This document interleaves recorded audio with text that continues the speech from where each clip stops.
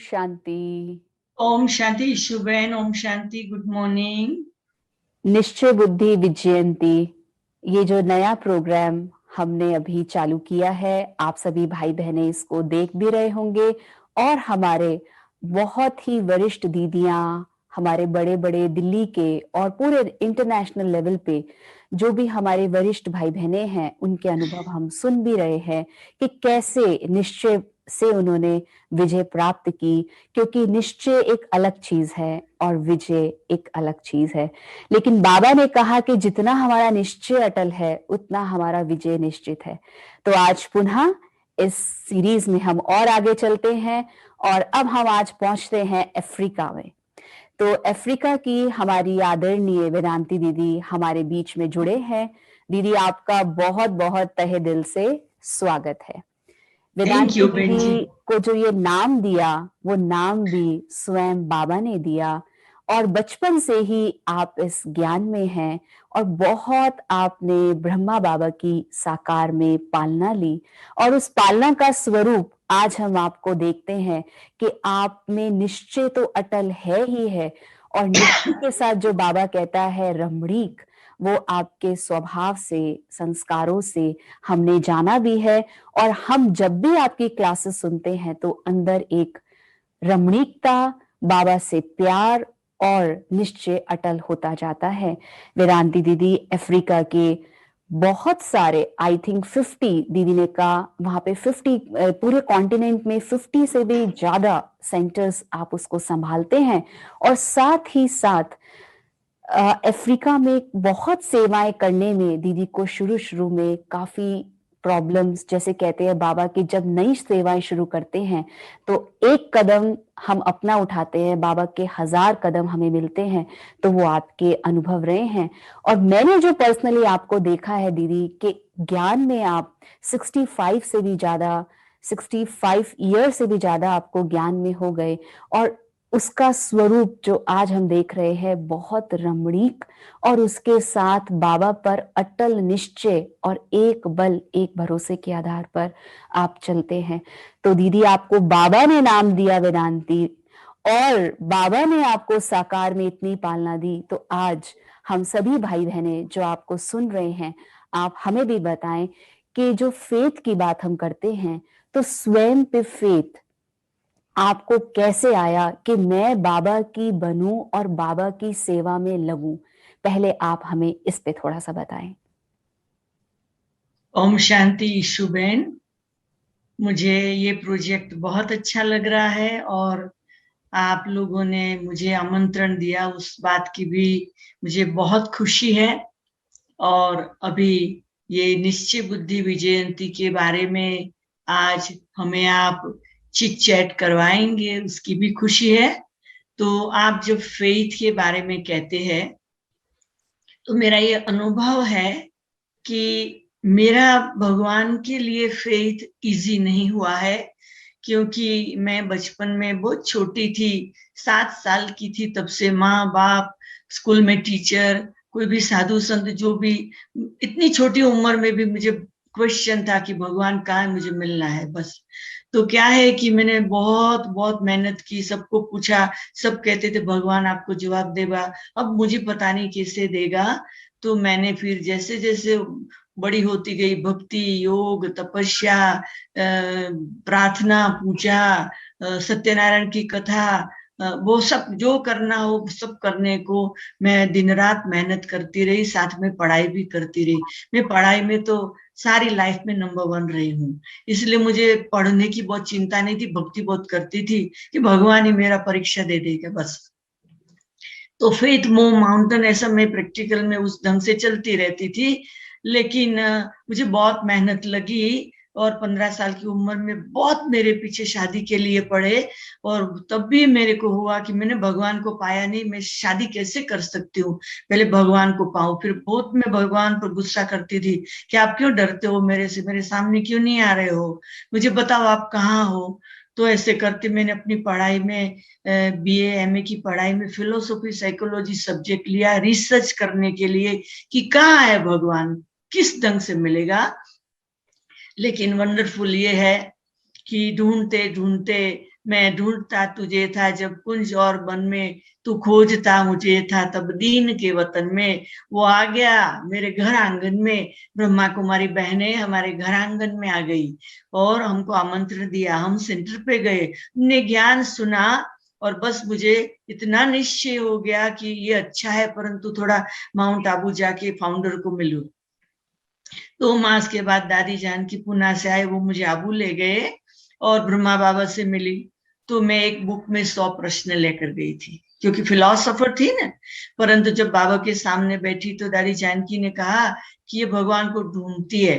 तो बाबा ने मेरे सामने ऐसी दृष्टि दी कि बाबा भी नहीं था, कुछ नहीं था, लाइट लाइट लाइट इतनी। तो बाबा ने उसी बीच में पूछा, बच्ची भगवान मिल गया? तो मेरे पास शब्द भी नहीं थे, मेरी बुक तो एक बाजू रह गई। मैंने अपने सिर हिला के कहा हाँ मिल गया। तो बस वो घड़ी थी मेरे जीवन में कि सारे 33 करोड़ देवताओं के ऊपर एक लाइट है, और वो लाइट आज मुझे मिला है और मुझे भगवान मिल गया है।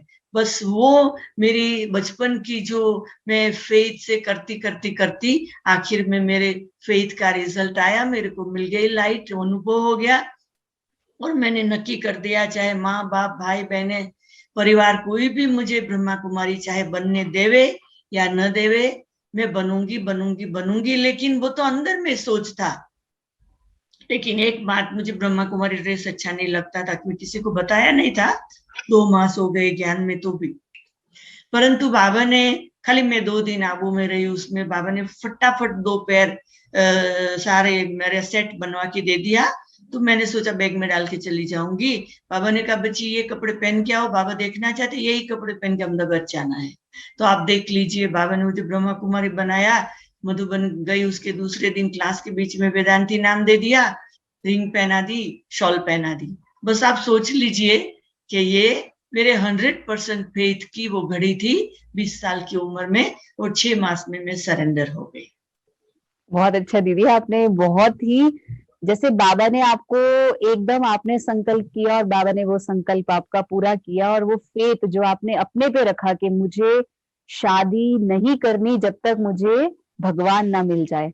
तो दीदी जैसे आपने भगवान की बात की, तो हम जब ज्ञान में चलते हैं तो एक प्रश्न और आता है दीदी, निश्चय के लिए खास आता है कि बाबा तो अब यज्ञ से चले गए। जब साकार बाबा यज्ञ से गए दीदी, तो बहुत झाड़ हिल गया। तो आपको कि शिव बाबा ब्रह्मा बाबा के तन में आते हैं, ये आपको फेथ कब आया? मधुबन आने के बाद या आपने जब बाबा को सिर्फ सुना था तभी? जब मैंने पहली बार बाबा के रूम में बाबा से मुलाकात की, हाँ जी। और उसी घड़ी मुझे ये अनुभव हो गया कि ये जो व्यक्ति दिखाई पड़ती है वो अकेली नहीं, उनके साथ कोई पावर है। तो तब से मुझे निश्चय हो गया कि निराकार शिव परमात्मा ब्रह्मा बाबा में आके बोलते। कई बार जब बाबा बोलते तो वो शिव बाबा बोलते, ब्रह्मा बाबा बोलते, वो डिफरेंस भी मेरे को एकदम अनुभव होने लगा, वो पावर अनुभव होने लगा। बाबा अकेले, ब्रह्मा बाबा है तो व्यवहार, और शिव बाबा है तो एकदम बदल जाता था। तो वो सब मैंने पहले जो 2 दिन रही उसमें करीब 20 बार बाबा को मिली होंगी मैं, अलग अलग टाइम पे। कभी खाने पर, कभी वॉक करने पर, कभी बाबा ने गिफ्ट दिया, तभी कभी बाबा के साथ फोटो निकलवाया, तभी कभी क्लास में, कभी क्लास के बीच में बाबा ने खड़ा किया। तो मैंने पहली बार में ही 20 बार बाबा से ऐसे अनुभव कर लिया। और वो दिन से लेकर आज तक मेरे फेथ में कोई क्वेश्चन मार्क नहीं हुआ है। शिव बाबा ब्रह्मा बाबा में आता है आता है आता है, उसमें कोई दुनिया का कोई मुझे हिला नहीं सकता। मैं कई बार बाबा को कहती हूँ, बाप दादा जाओ सारी दुनिया में जाके देखो, अगर मेरे जैसी दूसरी वेदांती मिले तो मुझे छोड़ देना। ऐसे मैं सामने निश्चय से बाबा को कहती थी, बाबा आपको दुनिया में मेरे जैसी वेदांती दूसरी कोई नहीं मिलने वाली है, और मैं आपको कभी छोड़ नहीं सकती। आप देख लो, दूसरी मिले तो मुझे छोड़ना। अच्छा दीदी, बहुत अच्छा कि आपने इतने नशे से, और अभी आप इतने नशे से कह रहे हैं, तो उस समय का नशा तो दीदी और अब का नशा आपका वो भी पहले वाला से ज्यादा आपके नशे नशे में हम आपको देख रहे हैं। तो दीदी जो आप कह रहे हो कि पूरी दुनिया में जाके मैंने बाबा को कहा देख लो मेरे जैसा वेदांती और कोई नहीं। तो दीदी जब ब्रह्मा बाबा का पार्ट पूरा हुआ यहाँ पर, और फिर उसके बाद बाबा ने दादी गुलजार जी का रथ लिया, तो दीदी कोई प्रश्न उठा या वो भी क्या आपने है एक्सेप्ट कर लिया? कि क्या है कि जब बाबा ने शरीर छोड़ा ने, तो वो ऐसी बात है कि बहुत इंटरेस्टिंग। मैं और मेरी सिस्टर दो अहमदाबाद सेंटर पे थे और सरला दीदी बड़ोड़ा में एग्जीबिशन के लिए गए थे, हमको सेंटर देके। और रात को हमको 11 बजे, 10:30 11 बजे कोई, क्योंकि सेंटर पे फोन नहीं था, तो कोई भाई था, कोई बाबा का बच्चा, वो आया और सेंटर का दरवाजा विंडो खटका के कहने लगा, वेदांती बहन आपको न्यूज सुनाता हूँ जल्दी जल्दी कि आपके बाबा मर गए, आपके बाबा ने शरीर छोड़ दिया है। और मेरे मम्मी पापा और सरला दीदी तो बड़ोड़ा में है, उनको भी इन्फॉर्म में कर रहा हूँ, और मैं जल्दी जल्दी आइस की व्यवस्था करके आबू भेज रहा हूँ। मैंने कहा तुम यहाँ से भागो, ऐसी ऐसी बातें नहीं करो। बोला सच्चा कह रहा हूँ, मानो नहीं मानो। वो चला गया।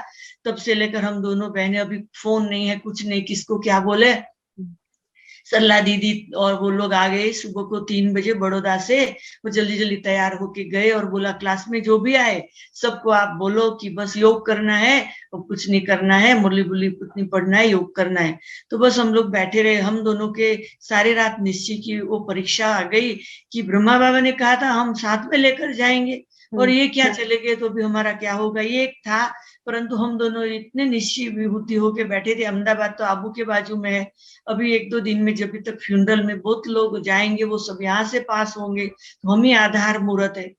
तो ऐसे करते हम बैठे, फिर तो आते रहे लोग, आके फटाफट सेंटर में आते पता चलता था, बस अपना गाड़ियां लेके ट्रेन में चले जाते थे। फिर मेरी सिस्टर ने कहा मैं नहीं रह सकती, वो भी भाग्य में अकेली रह गई। अब मैं सरला दीदी को पूछ नहीं सकती, फोन बोन कुछ नहीं था, क्या करूं। तो बस मेरे नेबर ने कहा कि आपका सेंटर लॉक करके चाबी हमको दे दो। 2 दिन के बाद रात की ट्रेन में बिठा दिया। तो मैं जाके आबू पहुंची। तो फ्यूनरल के अगले दिन तो वो सारे हॉल में सब बैठे हुए थे, हिस्ट्री हॉल में, और हमने वो सारा सीन सब देखा। संतरी दादी में बाबा आके सारा कह दिया, आगे का क्या होगा वो सब सुना। परंतु जब फाइनल विधि में जाने का था तो सारे हॉल में सब शांति थी, मैं ही एक थी तो जोर से रोने लगी। मैंने की शुरू किया तो सबके वाइब्रेशन सबका ही शुरू हो गया। तो वो बस वो थोड़ी देर वो हुआ। परंतु जब भी ये सारा प्रोग्राम बना और ये बताया गया कि बाप दादा गुलजार दादी में आएगा, तो मेरे को एक एक स्टेप इतने निश्चय लगे कि तब से लेकर आज तक मेरे को कभी एक क्वेश्चन नहीं हुआ है कि बाप दादा गुलजार दादी में कैसे आते हैं। मुझे कोई क्वेश्चन नहीं है एकदम मेरे को। तो मैं इंतजार करती, कभी मैं नैरोबी में हूँ तो भी अभी भी रिवाइज कोर्स की मुरली चलती, तो मुझे लगता है बस बाप दादा आए हुए हैं। और मेरे को सूक्ष्म वतन, मूल वतन और बाप दादा और ब्रह्मा बाबा गुलजार दादी शिव बाबा, किसी में कोई फर्क नहीं नजर आता। एक वन यूनाइटेड फैमिली और उनके साथ में हूँ। यही अनुभव से अब तक मैं अफ्रीका में निश्चय से चल रही हूँ। बहुत अच्छा। दीदी जैसे दादी गुलजार जी का पाठ है, और दीदी हमने ये देखा है कि आप भी बाबा के पास जाते हैं संदेश लेके। तो दीदी जब आपका संदेश का पाठ चला, तो संदेश के पाठ चला, आप हम सबके लिए संदेश लाते भी है, या जहाँ पे आप रहते हैं वहां पे भी बाबा आपको एज अ संदेशी कहते हैं। तो दीदी जब कभी ये आपका जो संदेश का पाठ चला, इसमें कि बाबा ने आपको दिया, आपको देख के दूसरे के मन में संशय कभी आया, या आपको ये फेथ था कि बाबा ने मुझे इस सेवा के लिए चुना? क्या है कि मैं है ने तो वैसे ये ट्रांस में बहुत इंटरेस्टेड थी नहीं। ओके। परंतु क्या हुआ कि मैं और चंद्रिका बहन दोनों बहनें बचपन से सब बात साथ में करते, तो दोनों ज्ञान में आए। मैं सरेंडर हुई, फिर वो भी सरेंडर हुई। तो क्या है कि अभी वो सरेंडर भी नहीं हुई थी और हम मधुबन आए थे। बाबा ने, ब्रह्मा बाबा ने उसको स्टेज पे बिठा दिया और उसको ट्रांस पे भेज दिया और मैसेज लेके आ गई। तो मेरे को थोड़ा जेलस होने लगा मेरे को कि हम दोनों बहनों को बचपन से हमारे माँ बाप सब कुछ सरीखा देते हैं, और ब्रह्मा बाबा शिव बाबा को भी ठीक सरीखा देना चाहिए, तो उनको मिला, मेरे को कब मिलेगा। तो मैंने 1-2 साल हो गया ना, तो चंद्रिका बहन को पूछा, आप जरा बाबा को पूछो कि तुम जास्ती प्यारी हो और मैं कम प्यारी हूँ। उसने बाबा को पूछा तो बाबा ने कहा, एक तराजू दिखाया और तराजू में हम दोनों बैठे हुए थे और दोनों एक लाइन में थे। तो बाबा ने कहा देखो ये तराजू, आप बाबा के दिल में आप दोनों एक लेवल में हो, पर जिनको जब भी जरूरत होती तब मिल जाता है। तो बाबा ने कहा बच्ची को जरूरत होगी तो मिलेगा पार्ट। बस तो वो तो बस जवाब आ गया। तो चंद्रिका बेन घर में थी, स्कूल में पढ़ती, कॉलेज में पढ़ती थी, तभी मिला था वो पार्ट। फिर मेरा क्या हुआ कि मेरा अहमदाबाद से बॉम्बे ट्रांसफर हो गया। बॉम्बे पुष्प शांता दादी के पास रहती थी। पुष्प शांता दादी आबू गई तो आतम मोहन दादी ने कहा अभी तुम बैठो, मैं सामने बैठ के दृष्टि देती जाओ बाबा के पास, दादी नहीं है तो तुम भोग लगाओ। तो मैं तो बस 3 गीत बजे भोग लगा के वापस आ गई, मतलब ट्रांस में गई ही नहीं। तो कहा नहीं गई, मैंने कहा मुझे नहीं आता है। फिर दूसरे गुरुवार को बिठाया, फिर ऐसे किया, फिर कुछ नहीं हुआ। तो मैं तो रो रही थी, ये क्यों मेरे पीछे पड़ी हूँ, मुझे नहीं जाना है ट्रांस में। बोला नहीं। तो तीसरे गुरुवार को बिठाया और पता नहीं क्या हुआ तीसरे गुरुवार को, तो दादी ने दृष्टि दी फ्लोर पे बैठ के, आत्म मोहिनी दादी ने, और मैं ट्रांस में चली गई। अच्छा, ओके। जब मैं ट्रांस में चली गई तो अभी वो पहला अनुभव होगा जो भी होगा। ट्रांस में बाबा ने बहुत खेल कूद कराया, एक बहुत अच्छी मशाल दी मेरे को और कहा ये मशाल लेके, तभी मैं अफ्रीका या कहीं नहीं गई थी, बॉम्बे में ही थी। बाबा ने मशाल देके कहा बच्ची ये मशाल लेके सारे विश्व में तुमको बाबा का मैसेज पहुंचाना है। ऐसे मसाल वगैरह दिया और ऐसे जो भी। फिर मैं जब वापस आई तो मेरे में ताकत नहीं थी बोलने की, और मैं तो एकदम डर गई थी कि मैं कहाँ से कहाँ आ गई, ये क्या हो गया। तो ये लोगों ने मुझे उठा के सुला दिया। तो वो फिर 4 घंटे तक मैं सोई रही, फिर 4 घंटे बाद उठी। तो इन्होंने कहा तुम ट्रांस में गई थी तो वो सुनाओ क्या अनुभव था। तो फिर मैंने उनको सुनाया। फिर तो सारे बॉम्बे में से सब सेंटर के फोन आने लगे, कॉन्ग्रेचुलेशन कॉन्ग्रेचुलेशन कॉन्ग्रेचुलेशन। तभी मुझे थोड़ा हुआ और फिर धीरे धीरे हिम्मत आते आते वो पाठ शुरू हो गया। और कमाल है वो पाठ शुरू इसीलिए हुआ कि थोड़े ही समय में मेरा अफ्रीका का पाठ था। तो अफ्रीका में तो अचानक जरूरत पड़ती होगी तो शायद बाबा गिफ्ट देना चाहता होगा। और अफ्रीका की और विश्व की सेवा में सबसे पहले, मतलब वो 5 भाई बहने तो गए थे टूर करने, पर जो लंदन और लुसाका अफ्रीका में सेंटर खोलने में जो पहली 4 की टीम निकली उसमें मैं थी। मैं, सुदेश बहन, लता बहन और शिलू बहन। तो ऐसे फर्स्ट टीम में ही जाना का हुआ। तो ये जैसे ट्रांस का बाबा को जरूरी होगा तो दे दिया। तो दीदी ये जो ट्रांस का पार्ट चला आपने अच्छे से हम सबको बताया, समझ भी आया दीदी। तो इस ट्रांस के पार्ट के मिलने से, या बाबा ने, जैसे आपने कहा कि बाबा को ऐसा लगा कि अभी बच्ची का पार्ट चेंज हो रहा है, अफ्रीका की सेवा करनी है, तो दीदी इससे आपका निश्चय और बढ़ा? बाबा पे सफलता, आपको लगा कि मेरी सफलता मतलब विजय मुझे और मिल रही है, या आपको का ठीक है, ना भी था तो भी ठीक था, या ऐसे भी ठीक है? नहीं नहीं, मेरे को तो ट्रांस के पार्ट के पहले भी नहीं। बहुत अच्छी सफलता मिलती थी हम्म। और बाबा बहुत अच्छे अच्छे अनुभव कराते थे। तो मुझे 1% भी कोई, मैं नहीं कह सकती ट्रांस के पहले और ट्रांस के बाद में कोई फर्क नहीं है। पहले भी सफलता, अभी भी सफलता। और मैं ये आपको बता दूं कि ट्रांस में मैं खाली मधुबन में जब स्टेज पर बिठाते तभी जाती हूँ, या यज्ञ से मुझे कहा जाता है मैसेज ले आओ तभी जाती हूँ। यहाँ घड़ी घड़ी में हर गुरुवार को ट्रांस में कभी नहीं जाती हूँ। कोई बहुत अनन्य का कोई बहुत इंपॉर्टेंट बात है, कोई नेसेसरी छोड़ा तो, पर मैं जाती नहीं हूँ। मैं अमृत वेला हर गुरुवार को बाबा के पास जाती हूँ। कोई इमरजेंसी बात है तो अमृत वेला पूछ के फिर बता देती। मैं क्लास के सामने नैरोबी में कभी भोग नहीं लगाती हूँ ट्रांस में। जी दीदी। तो दीदी निश्चय बुद्धि विजयंती, तो दीदी ये आपके निश्चय की हमने एक बात और देखी कि निश्चय है तो वो पहले भी सफलता थी, अब भी सफलता है। और जैसे आपने बताया कि ये जो कोविड का दीदी समय चल रहा है, और आपसे अभी थोड़े दिन पहले मेरी बात हुई तो आपने कहा कि कोविड के सिम्टम्स हमने देखे हैं पूरी दुनिया में, और मेरे को बहुत अच्छा इसका अनुभव है आपने अभी का।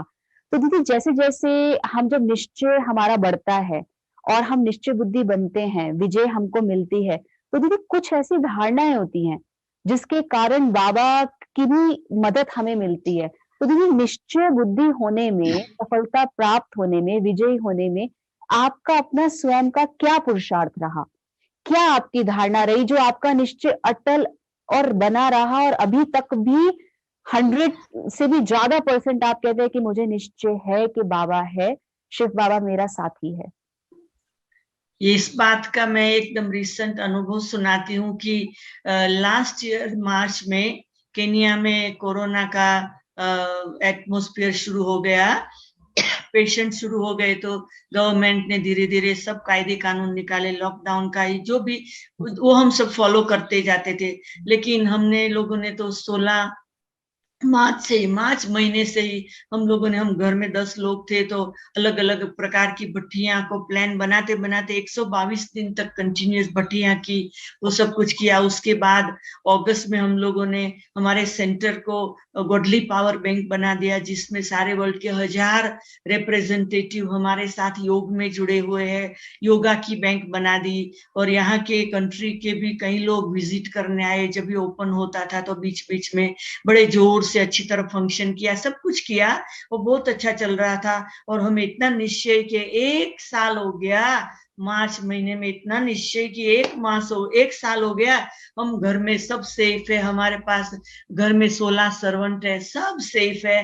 तो बाबा thank you thank you thank you.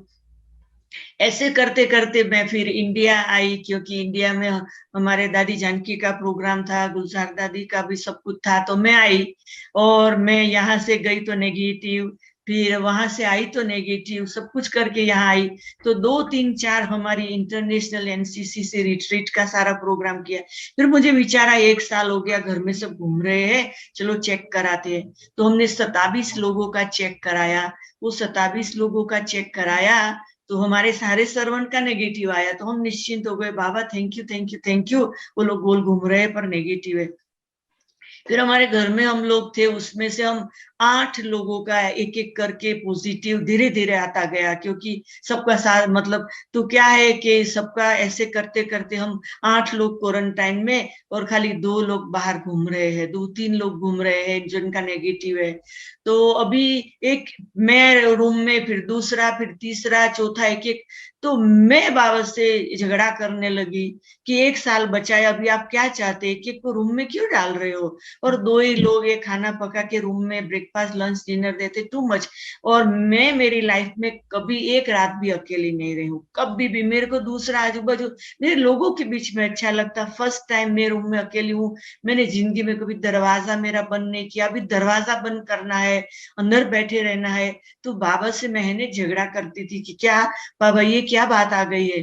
तो किसी ने मुझे फोन में पूछा अभी बहुत योग लगता है। मैंने कहा मैं नहीं योग करती हूँ। मैं बाबा को कहती तेरे को मेरी जरूरत है, मुझे याद करना। क्यों योग नहीं करती हूँ? क्या योग करूं? सुबह उठे नाश करो, फिर दवाई लो, ये दवाई लो, वो दवाई लो, फिर सांस लो, फिर नाश लो, ये सब बातें आने लगी। सुबह से रात तक दिन ऐसे ही बीत जाता था। फिर थोड़ा विंडो में बैठो, धूप में बैठो, ये करो वो। फिर फोन पे तो बोलने की ताकत भी नहीं। तो ऐसे 14 दिन में मेरा बाबा से बहुत डीप, जैसे कि बाबा आपको मेरी जरूरत है, हमारा 8 लोगों को आपको आपने क्या कर दिया? तो मुझे बाबा को मैंने पूछा, फिर तो ट्रांस में पूछा। तो बाबा ने कहा बच्ची, अगर तुम अफ्रीका के हेडक्वार्टर में बैठे हो, अगर तुम लोगों को 1 साल तो बचा दिया तो थैंक यू करो। अभी तुम लोग ये अनुभव नहीं करते तो भविष्य में दुनिया के लोग किस बात से पास हुए वो आप लोग कैसे सुना सकते? तो दुनिया का दुख, दुनिया की तकलीफ, दुनिया की परेशानी वो आप लोग अनुभवी बनेंगे तो जोर से कह सकेंगे कि ऐसे समय पर हम कैसे निश्चय से आगे बढ़ते। हम सभी का एक ही श्लोक था, हॉस्पिटल में नहीं जाना है, हॉस्पिटल में एक भी नहीं जावे, हॉस्पिटल में किसी को नहीं जाना। ईशु बहन मैं आपको क्या बताऊं, हम सबको घर ही घर में ट्रीटमेंट से, डॉक्टरों की एडवाइस से, ब्लड चेकिंग से सब ठीक हो गया। एक को भी हॉस्पिटल में नहीं जाना पड़ा। तो हमारा निश्चय जो था ना 100%, अभी 200% हो गया। हम सब बाहर आ गए, अभी 1 वीक में सब बाहर आ गए हैं और सब भी नॉर्मल है और सब एकदम अच्छा चल रहा है। पर खाली सेंटर को अभी क्वारंटाइन एक स्टूडेंट को नहीं आने देते हैं। तो सारा अप्रैल महीना, भी अप्रैल के एंड के बाद आगे सोचेंगे। तो ये हमारा निश्चित डबल। तो हम कोरोना को कहते हैं थैंक यू कोरोना, तुमने हम सबको भगवान से एकदम नजदीक रहने का एकदम पावरफुल अनुभव करा दिया। जो भगवान को जो कहे वो हमारा करने लगा। और ऐसे बाबा के लिए तो जैसे गले लगा हुआ है बाबा, ऐसे बस अनुभव है। बहुत अच्छा दीदी, ये जो आपने कहा कि जो कोरोना का दीदी अभी समय चल रहा है, इसमें हमारी निश्चय की परीक्षाएं चल रही हैं। मतलब कि हमारा बाबा पे अगर फेथ है, जैसे आपने कहा कि बाबा ने हमें ये एक पेपर दिया, एग्जाम दिया कि हम अनुभवी बने, ताकि संसार की आत्माओं को हम बता पाएं। तो दीदी, आपका क्या ऐसा एक पुरुषार्थ रहा, जो मैं पूछ रही थी कि कौन सा आपका पुरुषार्थ है, धारणा है, जिससे आपका ये निश्चय अटल है, इसमें कभी भी संशय नहीं आता मुझे पेपर हो जाए? हाँ, मुझे एक बात का पक्का निश्चय है कि ड्रामा एक्यूरेट चल रहा है। ओके। तो ये अचानक नहीं आया है हम्म। और ये प्रॉब्लम भी नहीं है, जी। ये डिफिकल्टी नहीं है, ये बीमारी नहीं है। हम्म। ये ड्रामा की सीन जो कल्प पहले नैरोबी सेंटर पे हम सब ने जो पास की थी, वो हम सब पास कर रहे हैं। तो ड्रामा का निश्चय था मुझे। दीदी, अब समय बहुत शेष है हमारे पास। दीदी, आपका एक सेवा के क्षेत्र में, जब हम सेवा के क्षेत्र में, दीदी आपने बताया कि आप अफ्रीका में हैं और नई नई सेवाएं शुरू हुई, तो दीदी सेवा के क्षेत्र में आपने बाबा पे निश्चय रखा, और लेकिन सेवा के क्षेत्र में जब आप आए तो आपको लगा कि बहुत सारी माया है, पेपर है, एग्जाम है, लेकिन बाबा मेरे साथ खड़ा है। तो अपना सेवा के क्षेत्र में निश्चय का अनुभव बताइए दीदी। वैसे तो बहुत सारे अनुभव है, पर जी। एक अनुभव ऐसा है कि एक दिन यहाँ नैरोबी सेंटर पे मैं लंच ले रही थी और रिसेप्शन से अंदर फोन आया कि कोई आपको मिलने आ रहा है, मिलने आया हुआ है। तो मैंने कहा उनको बोलो बैठे। बोला नहीं, बहुत गुस्से में है वो, जल्दी जल्दी आपको मिलना चाहते। मैं मेरा खाना छोड़ के हाथ धो के आई, तो वो रिसेप्शन से ही मेरे से गुस्सा करने लगा कि आप अपने मन में क्या समझते हो वैसे। मैंने कहा आपको भाई क्या प्रॉब्लम है, तो चलो हम बैठ के बात करते हैं। क्योंकि आजू बाजू सब बहने भाई भी थे, तो मैंने एक रूम में उसको कहा आओ यहाँ बैठ के बात करते। तो मैंने कहा क्या प्रॉब्लम है भाई आपको। तो बोला कि आप मेरी माँ को यहाँ क्यों आने देते हो। मैंने कहा यहाँ तो हजारों लोग आते जाते, मुझे क्या पता, मैं पहली बार तेरे को देखती। तुम्हारी माँ कौन है मुझे मालूम नहीं है, तुम्हारी माँ यहाँ आवे पसंद नहीं है तो उसको स्टॉप कर दो। बोला नहीं, सारा दिन हमको ज्ञान में वो चलती है तो बहुत डांटती रहती है, ये नहीं करो, वो नहीं करो, वो नहीं करो, वो नहीं करो। तो मेरे को बहुत गुस्सा आ गया है। तो घर में मैं गुस्सा उस पर बहुत आया। तो मैंने सोचा आपके पास ही आ जाऊं, आप बहुत बोलो नहीं, नहीं तो आपका सेंटर बंद करवा दूंगा। मैंने कहा कोई बात नहीं, आपको जो अच्छा लगे वो करवाना। बोला बहुत नहीं बोलो। ऐसे करते उसने अपने पॉकेट में से गन निकाल के मेरे को दिखाई कि मैं आपको शूट कर दूंगा। तो जब उसने ऐसे कहा तो मैंने मुस्कुरा के कहा भले कर दो। बोला तैयार हूं। मैंने कहा, बोला कैसे तैयार हो गए। तो मैंने कहा कि आप अगर मुझे शूट करोगे तो मैं मेरे भगवान के पास जाऊंगी, आप मुझे शूट नहीं करेंगे तो मैं भगवान की सेवा करूंगी। मैं यहाँ खुश हूँ, मैं वहां खुश हूँ, आपको जो अच्छा लगे वो करो, पर अगर आप करने के बाद आप खुश हो तो भले करो।